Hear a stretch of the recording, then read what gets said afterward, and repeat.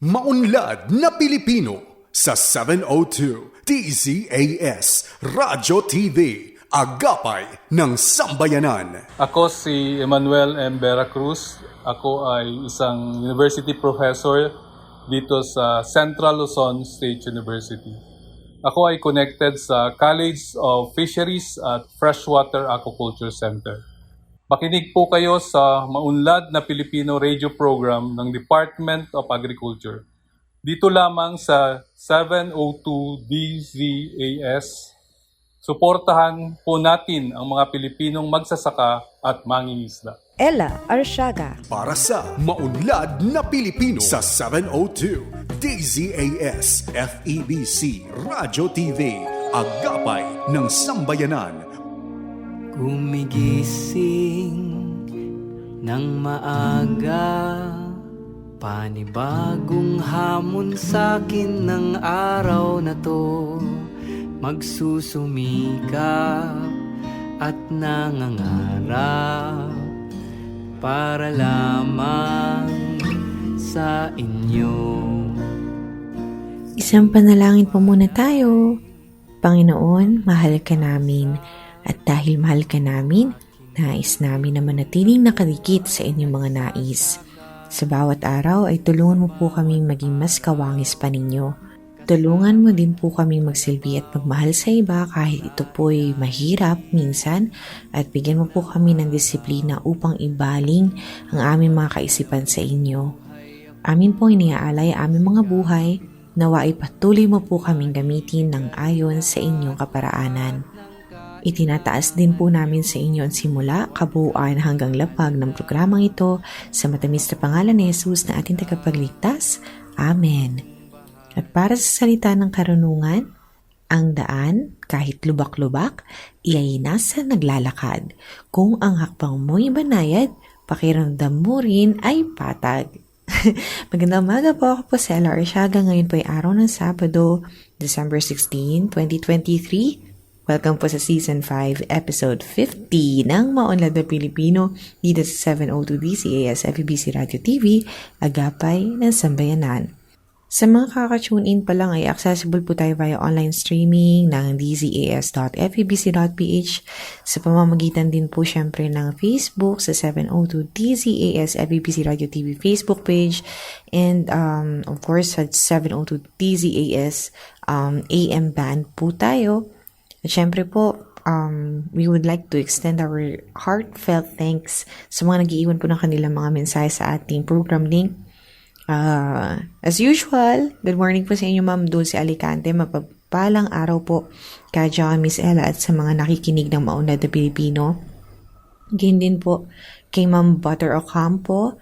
Thank you so much. Good morning. Have a wonderful God continue to bless everyone. Stay safe. Mula din po kay Ma'am Marilu Barbosa de Osera, Blessed Saturday MNP. Gayon din kay Ma'am Lita G. Peran, Blessed Saturday, Brother John and Miss Ella. God bless po. Epifanio Salvador, Sir, magandang umaga po. At salamat po sa pag-share or pagpapalaganap po nating programa. At good morning and God bless po sa lahat. Kabilang po si Ma'am Nora Cancela, Cynthia Sabala Chavez Valencia, Jennifer Arile Cristadino sa Tingin, Ronald Young, Neth Manuel, Cherry Cadilina, Mel Supat, Lita G. Peran, gayon din kay Sir Ador Malapitan. Once again, good morning po sa inyong lahat. And ngayong umaga nga po makasama po natin ang nagwagi sa recently held po na kabataang OA Quiz B. Katuwang po natin sa episode topic na ito ang DA Agricultural Training Institute. At siya nga po ay walang iba kundi isa pong estudyante ng Bulacan Agricultural State College, si Miss Tracy Nicole Del Rosario. And abangan po yan maya-maya lamang. At syempre, bukod po dyan, meron pa po tayong ibang kapupulutan ng impormasyon. At kabilang po dyan ang editorial ni John Enriquez, maging ang Regions on the Go, kasama po ang ating mga kasamahang farmcasters. Pagbati po, yan nga po yung recently held din po namin na meeting nito lang po sa Baguio. So maraming salamat po sa lahat ng nakasama po, panibagong alaala at mga bagong natutunan. So see you po again next year. Gayon din po ang Agri-History at Farmtastic Pinoys, kasama po ang ating segment producer na si Marie Vergara. Gayon din ang Unlad Komunidad. Katuwang po natin dito ang DA Philippine Rural Development Project. Ang ating Agri-Trivia segment po hindi po mawawala dahil katuwang din po natin dito ang aming kasamahan na si Ira Cruz. So abangan po ninyo ang Batid Ba Ninyo? Syempre po, lingkod po namin yan sa inyo isang oras sa itig sa impormasyong ugnay sa agrikultura. At syempre, at sa bahagi nga po ni John Enriquez para po sa pagpapalakas ng gobyerno sa bamboo production. Pakinggan po natin ito. John Enriquez para sa Maunlad na Pilipino sa 702 DZAS Radyo TV, Agapay ng Sambayanan. Isang magandang umaga po sa inyo lahat. Ngayon po ay Sabado, 16 sa buwan ng Disyembre. O yan po, ano? Isang linggo na lang Sa bagay, ang Pilipinas po ay kinikilala sa pagdiriwang ng isa sa pinakamahabang Pasko sa buong mundo. At ngayon po, pag-usapan natin ang ilan pa rin sa mga proyekto na maaaring sa Kapaskong ito ay makatulong sa mga ilang grupo naman ng ating mga magsasaka. Katulad po ng plano po ng ating pamahalaan, ito pong papalakasin ng ating pamahalaan ang produksyon ng kawayan. Alam niyo po, para sa inyong kaalaman, ang kawayan po ay isang uri ng damo. Damo po yan. Yan po ang pinakamalaking damo sa ating daigdig. Kaya lang, marami tayong mga damo na may pakinabang at isa rin itong kawayan. At ito po binigyan po ng pagpansin, ang kahalagahan ng kawayan sa agriculture sector at ang kanilang kontribusyon sa pambansang ekonomiya sa ginanap na pagdiriwang ng World Bamboo Day at ang Philippine Bamboo Month.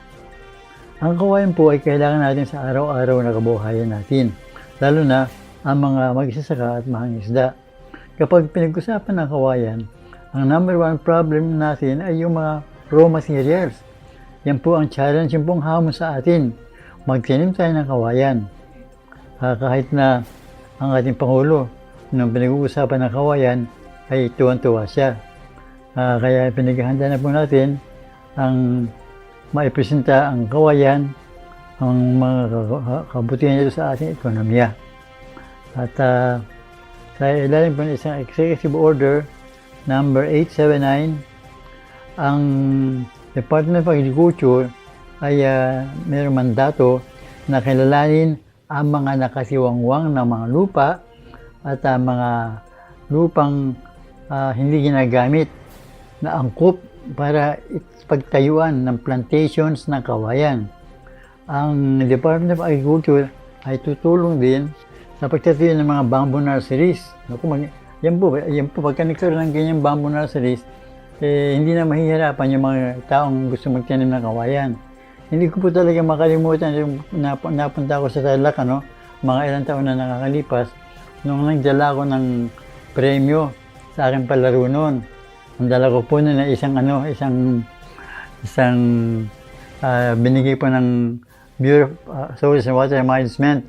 Ito pong gamit po sa bukid. Kaya tuwan-tuwa yung mga magsasaka doon. Tapos nakita ko ang daming kawayan, talaga pong ang lawak. Yung pala talagang isa yun sa kanilang mga ginagang o tinatanim na kawayan para sa kanilang kabuhayan. Dahil ipinagbibili nila.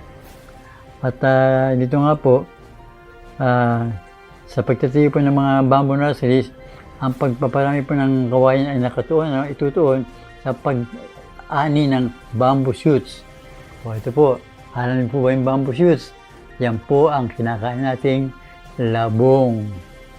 Opo, akala nyo, isipin nyo, itong damong ito nabibigyan tayo ng isang uri na masustansyang pagkain na hindi natin alam, damo rin ang pinanggagalingan. Yun po, pagka na pangalagaan yan, naaanihan po yun ng labong. Isa sa masarap ulam, masarap papakin. Mga naalala kong luto na aking ina na siya nabubuhay pa. At ang kawayan po ay mayroong potensyal para suportahan ang ating paglago, makatulong sa paglago ng ating ekonomiya. Dahil unang-una, pag ito'y tinanim, mabilis itong tumubo. At madali pong itanim sa iba't ibang lugar na angko po sa kondisyon ng klima. At ito po babawasan po yung tinatawag nating mga banta na pagpuputo ng mga kahoy, pagpuputo ng mga kahoy, mga malalaking kahoy para gamitin panggatong, Ngayon, ang ito pong katayuan ito, ang kaganapan ito ay nagkaroon ng isang bamboo planting activity na ginanap po sa Bambusetum, Marikina noong pong Setyembre. At ito ay pinauna ng Philippine Bamboo Industry Development Council. O yun. Nabanggit ko po ito dahil marami sa panahon po ngayon, marami ang magagandang mga bagay na hindi napapansin masyado na maaaring pakinabangan. Mga bagay na pwedeng itanim. Noong sanay tayo, mga kababayan natin, mga magsasaka sa pagtatanim ng palay, mais, gulay, ano pa ba ang pwedeng pagkakitaan? Yung maikling panahon lamang pwede nang ibenta, pwede nang kumita. Po, ito nga, nakita natin, napansin muli. Napansin muli. Talagang ginagawa na at ngayon yung bibigyan ng lubos na panahon para talagang mapalaganap at makita po na malawak pa ang ating mga lupa ay nabakante na hindi na angko para sa pagtatanim ng kawayan. Pakinabang po ng ating mga magsasaka at mga isda. O ngayon po, dumako naman tayo sa ating mga kasama na mga farmcasters para sa ating Regions on the Go. Mga asosasyon na inorganisa at ginabayan ang Special Area for Agricultural Development ng Departamento ng Agrikultura sa gitnang Kabisayaan na kabilang sa Phase 1 ay pinagkaloob na sa local government units ng Bohol at Siquijor ang pamamahala at ang pagsubaybay ng mga ito. Ang pagsali ng pamamahala sa mga asosasyon ay dulot ng pagtatapos ng Phase 1 implementation ng SAAD kung saan isasali na sa mga LGU ang pagpatakbo at paggagabay sa mga asosasyon upang manatiling sustainable pa rin ang mga pinamigay na mga proyekto. Sa ginanap na recognition and turnover of Phase 1 and launching ceremony of Phase 2, binigyan ng papuri ni SAAD National Director Ulysses Lustria Jr. ang mga partner LGUs at ibang ahensya ng gobyerno na nagbigay ng kanilang mga technical assistance para sa mga magsasaka na umunlad ang kanilang kabuhayan. Ayon din ni DA7 Regional Executive Director Angel C. Enriquez, importante ang collaboration at convergence ng mga national, LGUs, mga komunidad at mga pribadong sektor upang matiyak ang tagumpay ng mga programa ng DA gaya ng SAAD. Sa kabilang banda, 33 kabataan mula sa 4 na lalawigan ng Cebu, Bohol, Negros Oriental at Siquijor na sumali sa Young Farmers Challenge ay binigyan ng parangal bilang provincial level awardees at tumanggap ng 80,000 pesos bawat isa. Sa mga provincial awardees, 7 sa kanilang tinanghal na regional awardee startup at isa bilang regional intercollegiate na tumanggap ng 150,000 pesos bawat isa. Samantala, 3 YFC ay hinirang na regional upscale na tumanggap ng 300,000 pesos. Hinikayat ni Director Enriquez ang mga YFC participants na manatili ang kanilang interes sa pagsasaka. J. Michael Bragas, nag-uulat mula dito sa DA Central Visayas Region. 140 magsasaka at mangingisda nagtapos sa pagsasanay ng Department of Agriculture Western Visayas at ng DA Bureau of Fishery and Aquatic Resources. Kinumpirma ni Regional Director Remia A. Apari ng Department of Agriculture Bureau of Fisheries and Aquatic Resources Regional Office 6 ang 140 magsasaka at mangingisda bilang mga nagtapos ng Fishery School on Air o SOA sa Seaweed, Shellfish at Fish Cage Culture and Management noong Disyembre 1 sa Western Visayas Agricultural Research Center Covered Gym, Haro, Iloilo City. Sa ikalawang taon ng SOA, 72 mula sa Banate, Iloilo, 32 mula sa Hordan, Guimaras, 13 mula sa Nueva Valencia, 11 mula sa Pasig City, Iloilo, 7 mula sa Barotac Viejo, 2 mula sa si Bunag Gimaras, isa mula sa Miagao, Iloilo, at 2 overseas Filipino workers o OFW mula sa Brunei ang nagtapos. May kabuuang 18 na episode ang lecture at tong bonus na video tungkol sa mga programa ng DABFAR. Tumagal ang SOA ng 3 buwan ngayong taon mula sa unang episode noong Setyembre 28 hanggang sa huling episode noong Nobyembre 30. Ibinigay ang mga Certificate of Completion sa lahat ng mga nagtapos ng SOA. Kinilala rin ang mga mag-aaral na may kahusayan sa seremonya ng pagtatapos. Nakatanggap ang mga dumalo ng SOA ng isang set ng mga token ng pagpapahalaga mula sa DABFAR 6. Ang SOA ay isang bago at inobatibong programa ng Bureau sa pakikipagtulungan ng Department of Agriculture, Western Visayas Regional Agriculture and Fisheries Information Section o RAFIS. Ang Fisheries SOA ay inaalok taon-taon bilang isang distance learning technology package ukol sa mga paksa sa pangingisda na ipinalabas sa DYRI-RMN Iloilo 3:30 a.m. hanggang 4 a.m. tuwing Miyerkules at Huwebes at inilathala sa opisyal na Facebook sites ng DA Western Visayas at DABFAR 6. Ang Sustainable Aquaculture ay isa sa mga pangunahing programa ng Bureau upang hikayatin ang mga mangingisda na subukan ang mga bagong teknolohiya upang mapataas ang kanilang kita. Para sa maunlad na Pilipino, John Capachete, DA Western Visayas. Inaasa na mas gaganda pa ang kalidad ng bigas na palay na produkto ng mga magsasaka sa Tandag City, Surigao del Sur at mga karatig bayan nito. Ito'y matapos turnover ng Department of Agriculture Caraga ang 13.5 million pesos na halaga ng Rice Processing Center 2 o RPC2 sa Tandag First Macro Agricultural Cooperative o TAFIMACO kamakailan lamang. Ayon kay Regional Executive Director Engineer Ricardo E. Monate Jr. ng DA Caraga, na ang pagtatayo ng naturang RPC2 ay isa sa programa ng kagawaran upang mas mapabuti ang post-production ng palay sa rehiyon.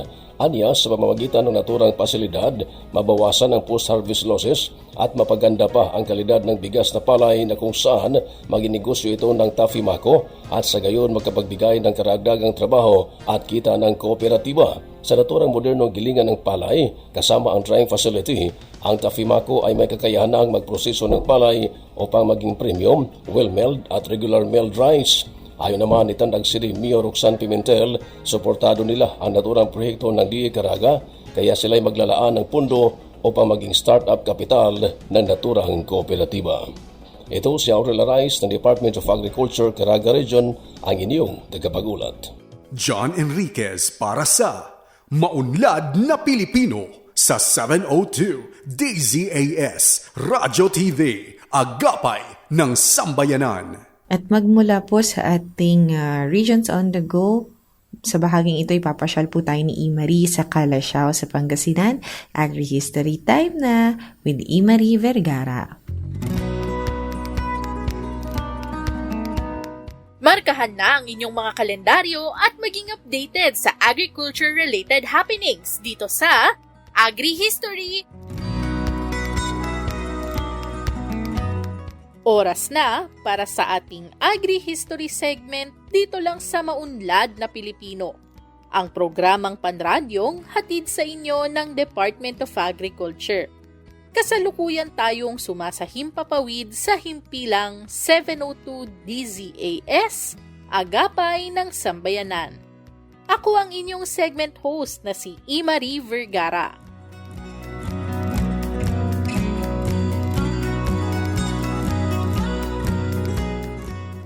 Mayroong 3,055 hectares ng agricultural land sa bayan ng Calasiao, Pangasinan. Lampas ito sa kalahati ng total land area ng naturang munisipalidad na tinatayang nasa 5,339 hectares ayon sa Calasiao Municipal Government website. Kabilang sa major agricultural products nito ang mais, mangga, gulay, prutas, halamang ugat, at palay. Sa katunayan, tampok sa official municipal seal ng Calasiao ang malalawak na palayan nito.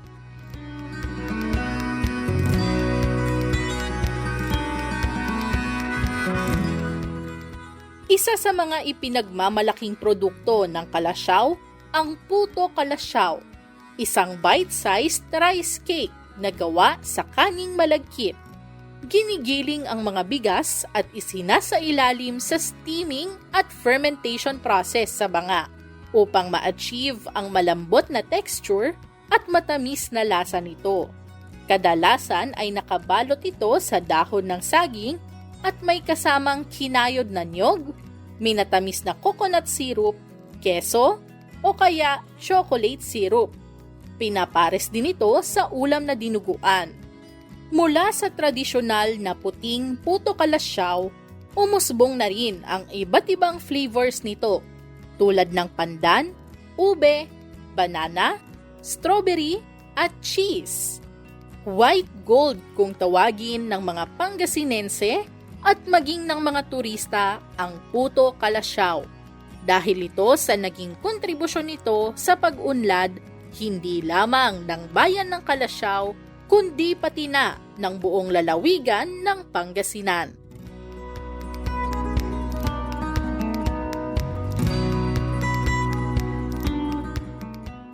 Dahil sa pagtangkilik ng publiko sa puto kalasyaw at sa mga naging ambag nito sa ekonomiya ng Pangasinan, taunang ipinagdiriwang sa bayan ng Kalasyaw ang Kalasyaw Puto Festival tuwing Disyembre. Layunin nitong maipakilala pa sa mas maraming tao ang puto kalasyaw upang palakasin ang kita ng mga magpuputo sa bayan at ang buong native rice cake industry sa bansa. Tuwing pista, napupuno ang mga kalsada ng mga manininda ng puto kalasyaw at isa sa kanila ang magwawagi sa Best Puto Stall Competition. Kabilang pa sa mga aktibidad na inihahanda tuwing Kalasyaw Puto Festival ang Best Ways to Serve Puto Competition, Puto Construction and Design Competition, at Puto Eating Contest. Mayroon ding mga street party at indakan sa mga kalsada ng Kalasyaw bilang karagdagang aliw sa mga Pangasinense at sa mga dumarayong turista.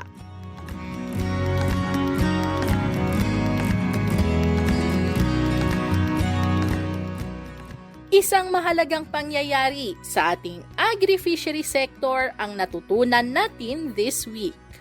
Huwag kalilimutang sundan ang Maunlad na Pilipino sa facebook.com/maunladnapilipino para sa iba pang impormasyon tungkol sa pambansang agrikultura. I-like at i-follow ang Department of Agriculture sa Facebook at YouTube. Magsama-sama tayong muli sa susunod na Sabado. Ako si Imari Vergara para sa Agri History.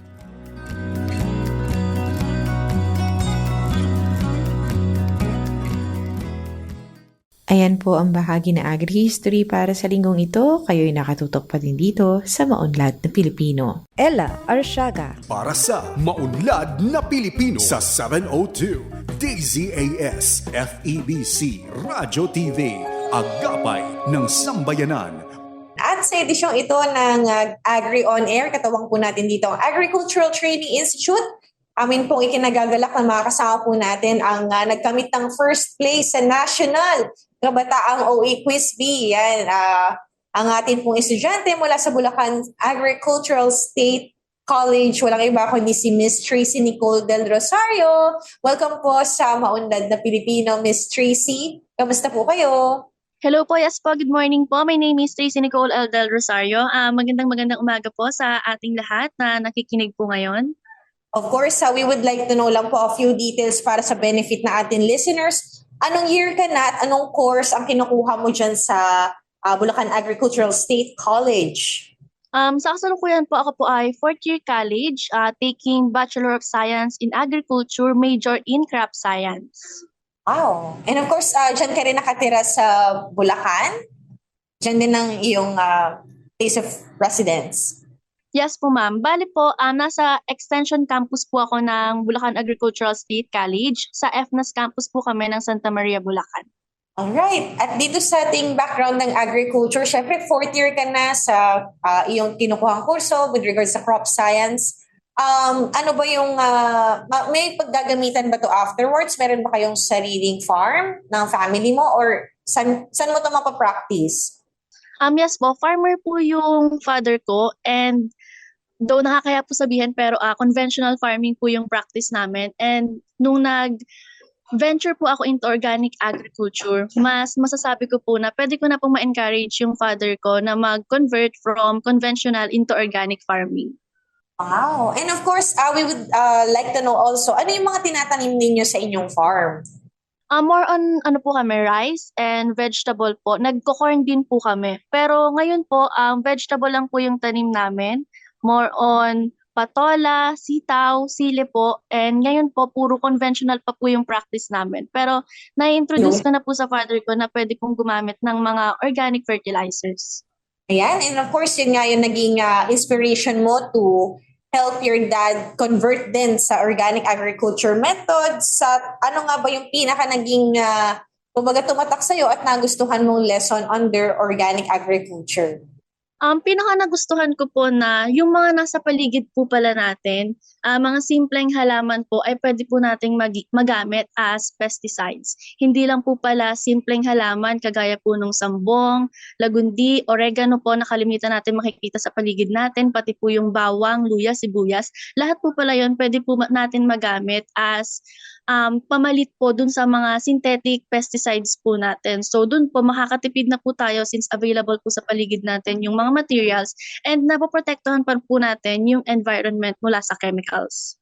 Parang speaking from the heart talaga si Miss Tracy. And of course, Miss Tracy, dito po sa ating nabanggit na natin when we introduced you to the program, ikaw ang nagkamit first place sa National Kabataang OA Quiz. Congratulations! At dito nga, pwede bang kwentuhan mo kami paano ka na-involved mula sa regional hanggang, ito na ka, sumampa ka ng national level? Yes po. Ang totoo po niyan, ma'am, hindi pa rin po talaga ako makapaniwala na nanalo po ako since nung sa regional pa lang po, hesitant po talaga ako na sumama since wala po akong masyadong alam sa organic agriculture. And nabanggit ko nga po na yung father ko po ay farmer, kaso nga po conventional po yung practice namin. So wala po talaga akong masyadong idea, kaya po hesitant din ako na sumali. And kaso po, since napilit po ako ng mga professors ko po, na-encourage po nila ako na kaya ko po yun. And mas marami pa po akong matutuklasan and malalaman sa organic agriculture.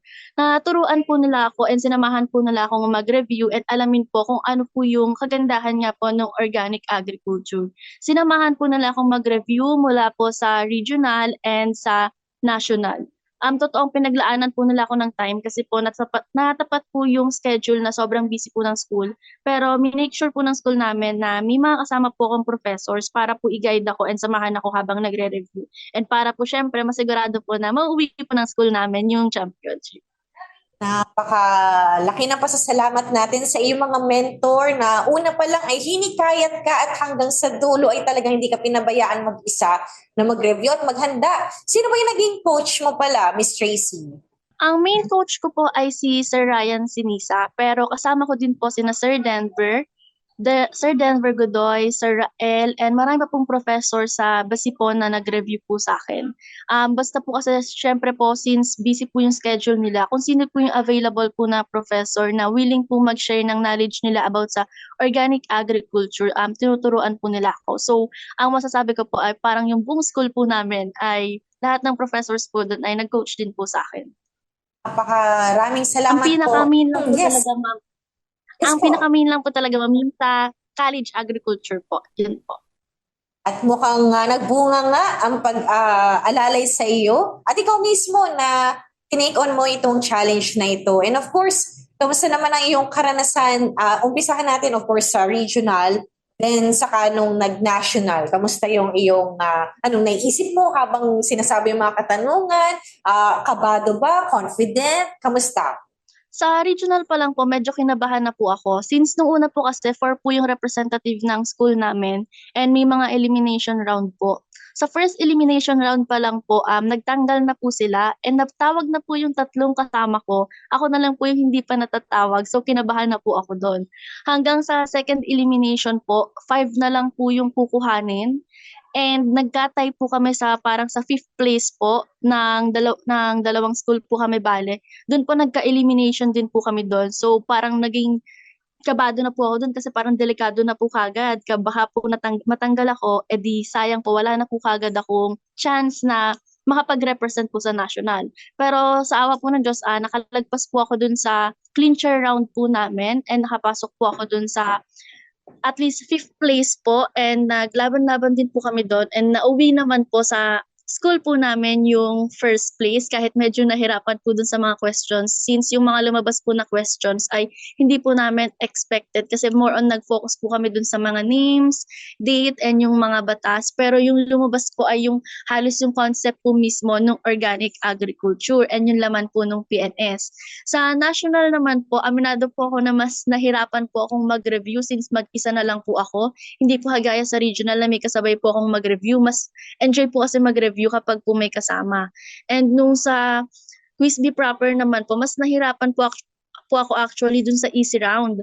Mas nakakalito po sa akin yung easy round questions, kumbaga po dun sa difficult. Kaya po kung mapapansin nyo, nung sa mga una po parang may mga moment po na nahula pa ako ng sagot dun sa questions. Dun lang po ako nakabawi, dun sa mahihirap na part. Iba din ang batang ito, ano? Ako talagang hanga-hanga sa inyo. Siyempre po, sa bahaging ito, nais ko lang po magpasalamat din sa Agricultural Training Institute sa pagkakataong maging quizmaster po at matunghayan ang talagang mainit na kaganapan habang na yung sa national nga po na level ng ating kabataang OE Quiz B. At ito nga, Miss Tracy, ano ba yung masasabi mo? Na-imagine ko yung pinagdaanan mong no? Pero nakakatuwa kasi mas nadalian ka pa dun sa difficult kesa dun sa easy. Anyway, ano ba yung nakikita mong kahalagahan ng ganitong klaseng gawain which is yung kabataang OA Quiz B para sa'yo, para sa school mo, and of course yung promotion natin ng organic agriculture sa ating bansa? Yung mga ganitong activity po, maganda po siya kasi mas lalaman po ng mga estudyante na hindi lang po pala talaga dapat mag-rely po sa conventional. Since marami pa rin po talaga sa farmer natin ang nagpa-practice ng conventional. Mas maganda po na mas ipagpatuloy po yung mga ganitong activity para po makita din po ng ibang estudyante. And syempre po nung mga farmers natin na mas maganda po kung magpa-practice po ng organic agriculture kasi po dito mas available po yung mga materials sa paligid natin. Healthy po syempre sa consumer and at the same time po, nare-restore pa po natin yung fertility ng soil. Yun, maraming salamat. At ikaw din mismo sa inyong family, ipapractice ninyo organic agriculture. So talagang nakita mo yung importance nito na ma-apply din sa sarili ninyong lupa, inyong sariling farm. So before we finally let you go for the interview proper na ito, Miss Tracy, meron ka bang nais iwang mensahe po sa ating mga kabataan and of course mga kababayan natin dyan sa buong Central Luzon? Yes po. To my fellow students po, of course, I implore you to delve into the vast world of organic agriculture. Organic agriculture encompasses more than just conventional farming practices. It embodies beauty, significance, and many more potential. And may my journey serve as inspiration for you to explore and appreciate the wonders and importance of organic agriculture. And syempre po, once again, I want to express my heartfelt thanks to each and every kind of individual who played a part in my success. Short and thorough, sobrang sweet na ating gratitude na ipinahatid sa ating mga tumutulong at tumulong para makamit ang first place nga po. Once again, kasama po natin ang atin pong nagkamit ng unang karangalan sa atin nga pong nagdaan na recently yung National Kabataang OA Quiz B na atin pong katuwang dito syempre sa ilalim ng National Organic Agriculture Program, ang Agricultural Training Institute. Ang atin pong estudyante mula sa Bulacan Agricultural State College, walang iba kundi si Miss Tracy Nicole Del Rosario. Thank you so much po, ma'am. Thank you so much po, ma'am. Once again, thank you so much, Miss Del Rosario. At narito na nga po ang Unlad Komunidad. Hatid po iyan sa atin ngayon ni Miss Bex May Himawas, writer mula sa PSO Visayas. Ngayong umaga dito sa Unlad Komunidad, alamin natin ang mga kaganapan sa nangyaring special mission visit ng World Bank sa lalawigan ng Bohol, kung saan binisita ng grupo ang Bahalina Production and Marketing Enterprise na isa sa mga proyekto ng Department of Agriculture, Philippine Rural Development Project o DAPRDP sa nasabing probinsya. Ang Philippine Rural Development Project na naglalayong maitaas ang ani at kita ng ating mga magsasaka at mangingisda ay isinusulong sa ilalim ng kagawaran ng pagsasaka mula noong taong 2014. Matagumpay na naisagawa ang special mission visit ng World Bank sa isa sa mga small livelihood enterprise projects nito sa munisipalidad ng Luon, Bohol noong nakaraang November 18, 2023. Ang binisitang negosyo ay ang Bahalina Production and Marketing Enterprise na pinamamahalaan ng Federasyon sa Gagmayng Mag-uuma ug Mananagat sa Luon na isa sa 12 small livelihood enterprise sub-projects ng PRDP na nagkakahalaga ng 640,000 pesos. Ang negosyo na ito sumusuporta sa kabuhayan ng mga nangungulekta ng katas ng niyog o coconut sap at siya namang pinoproseso ng pigamalo upang gawing bahalina. Ang pagbisita ng World Bank ay naglalayong mapatunayan kung ang naging puhunan ay nagamit ng tama at akma sa naaprubahan na business proposal. Nais din ng World Bank na malaman ang kabuuang epekto ng proyekto, mga naging pagsubok at mga pangarap ng tinutulungang grupo. Sa naganap na consultative meeting na ibahagi ng Pegamalo ang mga naging pagbabago dulot ng tulong ng PRDP sa naging takbo ng kanilang negosyo, maging ang mga maitutulong pa ng proyekto sa kalaunan. Ayon kay Ginang Chevret Lagroma, Production Officer ng Pegamalo, marami din silang pinagdaanang mga problema bago dumating ang PRDP. Kasama na dito ay ang mga lalagyanan at ang mga pwestong pinagbebentahan ng kanilang mga produktong bahalina. Sa bangketa lang sila nagbebenta noon, pero dahil sa tulong ng PRDP, unti-unting lumago at bumuti ang sitwasyon ng kanilang pangkabuhayan. Sila ay umaasa na malayo pa ang kanilang mararating at mataas ang kanilang pangarap para sa Bahalina Production and Marketing Enterprise. Na-encounter mi o daghan pa kaig mga problema sama sa mga container, galons, mga batos, daghan kay mga problema sa wala pa ang PRDP. Among area, kani wala pa ni sa una. Nagbiso jud mi, tinuod jud na anak na mis makikilid magutang sa mga stocks para lang jud siya nga ma-secure na mo ina to nga mapaningkamutan na mo nga limpyo ang palibot, bisan asa lang, pero tungod sa pag-abot sa PRDP, salamat sa Ginoo nga na-improve hinay-hinay nang hinaot mi nga dili lang hantod ani ang maabtan, dili nang ngandoy pa jud mi og taas pa. Nangandoy mi og ma-improve mi tungod kay namo ang damgo nga mulambo ato ang mga katawhan nga walay mga trabaho, atong mga katawhan atong palibot, atong silingan. Dagdag pa ni Ginang Lagroma na pangarap at layunin nilang makatulong at makapagbigay ng trabaho at pangkabuhayan sa kanilang kapwa. Upang matugunan pa ang mga pangangailangan ng Bahalina Production and Marketing Enterprise, iilan sa naging rekomendasyon ng World Bank ukol dito ang paggawa ng value chain analysis sa byproduct ng coconut, ang tuba, at ang pag-apply ng grupo sa Civil Society Organization o CSO upang makakuha pa ng dagdag na tulong para sa malawakan pa na pagbebenta ng kanilang produkto. Para sa iba pang mga proyekto ng DAPRDP, patuloy na makinig dito sa Unlad Komunidad, ang programa sa radyo ng Department of Agriculture, Philippine Rural Development Project, Enabling Communities, Expanding Opportunities. Thank you, Bex May. At abangan pa nga po ang mga inihanda pong bahagi ng DAPRDP. Naku, napakarami po nito. At kami po excited na ibahagi sa inyo. Muli, tutok lang sa Unlad Komunidad. Dito pa rin sa Maunlad na Pilipino 702 DZAS. At oras na para kilalanin ang ating mga Farmtastic Pinoy. Sila Angela Grace Singson, Carmiel Magtulis, Ember Ann Barabona, Saina May Pulgan at Loridel Ocampo. Muli, kasama po natin dito si Marie Vergara. Kilalanin kilalanin ang mga natatanging Pinoy na may natatanging kontribusyon sa sektor ng agrikultura. Farmtastic Pinoys! Farmtastic Pinoys na at kasama ninyo akong muli si Imari Vergara.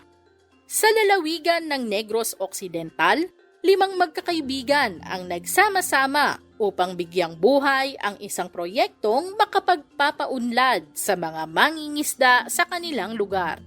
Kilalanin natin sina Angela Grace Singson, Carmiel Magtulis, Ember Ann Barabona, Saina May Pulgan at Loridel Ocampo. Nagkakilala sa Carlos Hilado Memorial State University, Binalbagan Campus, ang magkakaibigang sina Angela Grace Singson, Carmiel Magtulis, Ember Ann Barabona, Saina May Pulgan, at Loridel Ocampo. Sa paghahangad na masulit ang kanyang Fisheries Technology degree upang makatulong sa pagkamit ng food security, sinimula ni Angela ang Ali Lapia. Nakatutok ito sa produksyon ng alimango at tilapia, isang kombinasyong mainam sa pagpapaganda ng water exchange. Gumagamit din ito ng genetically improved at climate-resilient tilapia breeders mula sa Central Luzon State University bilang tugon sa climate change. Katuwang ni Angela ang mga kaibigan sa technical, financial, production at bookkeeping duties sa Ali Lapia. Sumali ang 5 magkakaibigan sa Young Farmers Challenge o YFC 2022, isang patimpalak ng Department of Agriculture o DA upang mapaghusay pa ang kanilang negosyo.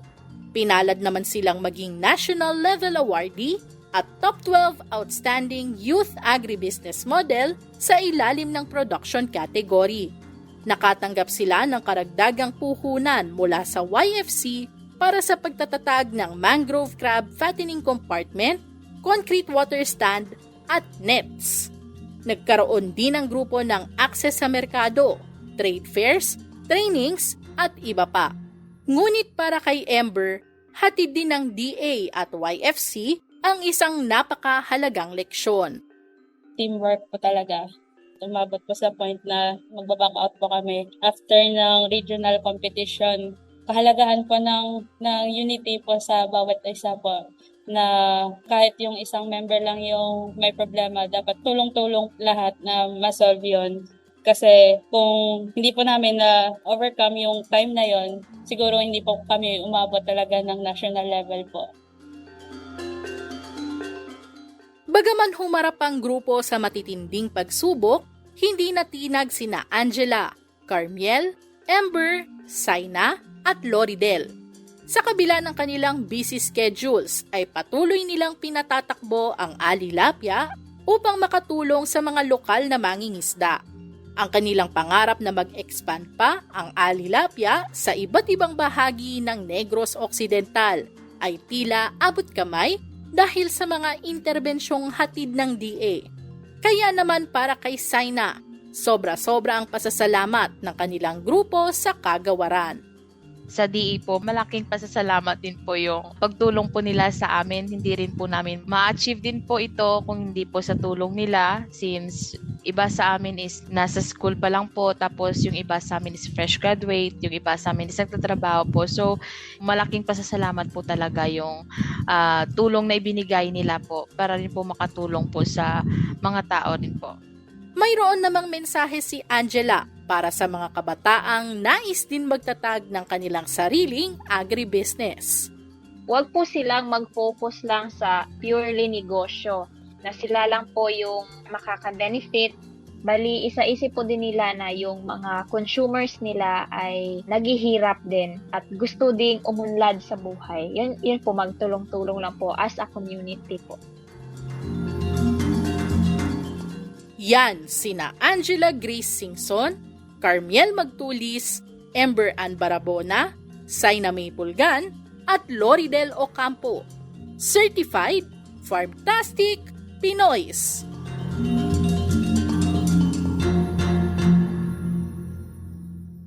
Thank you so much, Imari. At ayan po ang ating mga Farmtastic Pinoys para sa araw na ito. Welcome po sa ating Agri-Trivia segment na Batid ba ninyo? Magandang umaga po ulit sa ating lahat. Ayan, munting disclaimer lamang po, ano? In moderation po ang ating intake nito kahit napapasarap po buhat or dala ng ating mga selebrasyon ngayong buwan ng Disyembre. Na syempre wag natin kalilimutan kung ano po ba yung tunay na kahulugan nito ang ating mensahe po talaga ng Pasko. Pero bago po tayo mapunta sa ibang topic, batid po ba ninyo na mayroong wine na gawa po sa naturally fermented glutinous rice na proudly Filipino? Ito po ay ang Tapoy Rice Wine na nilikha ng Philippine Rice Research Institute o PhilRice. Ang Tapoy Rice Wine ay tinaguri ang healthiest alcoholic drink bilang isang wine na hindi naglalaman ng sulfites o chemical preservatives na madalas na nagiging sanhi ng hangover at allergies sa mga umiinom nito. Mayroon nitong mild soothing flavor at aroma na perfect isabay sa inyong pagkain tulad ng pasta, white meat at pastries. Dahil meron lamang itong 14% na alcoholic content, pwede rin po itong ihalo sa cocktail drink. Ang Tapoy Rice Wine ay nagmula sa mga probinsya ng Cordillera Administrative Region tulad ng Ifugao at Benguet na ginagamit bilang isang sinaunang seremonyal na inumin. Ang PhilRice, bilang manufacturer ng Tapoy Rice Wine, ay tumatalima sa good manufacturing practices ng Food and Drug Administration, kaya makakasigurado ka na safe at dekalidad ang wine na ito. Kung meron mang karagdagang katanungan kaugnay sa PhilRice Tapoy Rice Wine, maaari lamang kayo makipag-ugnayan at mag-send ng email sa bdd@mail.philrice.gov.ph. Isa pa, bdd@mail.philrice.gov.ph o sa philricesales@gmail.com. Ayan ang ating batid ba ninyo para sa araw na ito. Muli, maraming salamat po sa lahat ng pagkakataon kami po ay makapaglingkod sa inyo sa pamamagitan ng Maunlad na Pilipino, isa pong programang pangradyo hatid sa inyo ng DA Agriculture and Fisheries Information Division. Kajan! Ang ngayon po inalas sa ating pagkakaisipan para sumagang ito mula sa Kawikaan, Kabanata 3, Talata 3. Pananalig at katapat ay huwag mong tatalikuran. Ikwento sa iyong lieg at itanim sa isipan. Thank you so much, Kajan. At mula po sa DA, inyo pong napakinggan ang edisyong ito ng MNP. Yan nga po, no? Dito pa rin sa 702 DZAS FEBC Radio TV. Agapay ng Sambayanan na may himpinan sa Ortigas Center, Pasig City at kasapi po of course sa KBP o ang kapisanan mga broadcaster ng Pilipinas. Thank you so much po sa aming DZAS family na katuwang namin sa episode na ito at sa remaining episodes natin for this year. Thank you so much po sa pagsama sa amin ngayong umaga. Siyempre po, panalangin namin na lagi po kayong nasa maayos na kalagayan sa kaluguran ng ating Panginoon. Kita-kits po tayo ulit next Saturday. So, 5 to 6 po tayo muli sa umaga. At syempre, kabilang po lahat ng kasama sa programang ito. Kasama po ang ating mga farmcasters, mga regional information officers, pati po si Ka John Enriquez, Imari Vergara, Ira Cruz, at napakarami pang iba. Hanggang sa muli po, ako po, mga kaagri, mga kaibigan, mga tagapakinig, si LR Siaga. Enjoy the rest of the weekend! Maunlad na Pilipino sa 702 DZAS Radyo TV. Agapay ng Sambayanan.